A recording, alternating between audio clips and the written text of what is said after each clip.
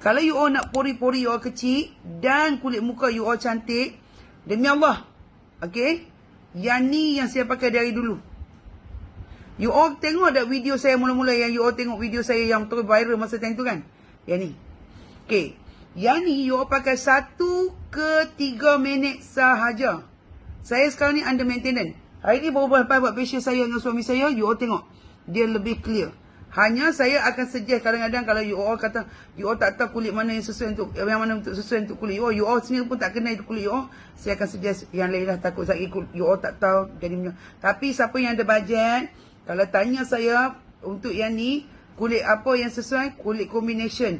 Kulit kering boleh tak Datin? Boleh, tapi kalau kulit kering, seminit sahaja. Saya tadi pakai 3 minit dah. Nampak tak? So kalau you, ni tanpa bedak nah. Tanpa bedak. Saya beritahu ya you all. So kalau you all nak kulit yang bersih, pakai dia. Okay. Pakai dia. Okay, buang makeup, pakai dia. Lepas pakai dia 3 minit atau 1 minit, remove dengan air. Tak payah pakai scrub. Jangan pakai scrub. Jangan pakai scrub. Okay, saya dah lama tak pakai scrub. Okey, dah tak ada dah whitehead, blackhead. Ada cara nak buang blackhead, whitehead. Kalau siapa ada masalah tu, komen. Tapi untuk buang sel kulit mati, kecilkan pori-pori, yang ni. Alright, bye. Dapatkan di beg kuning sekarang.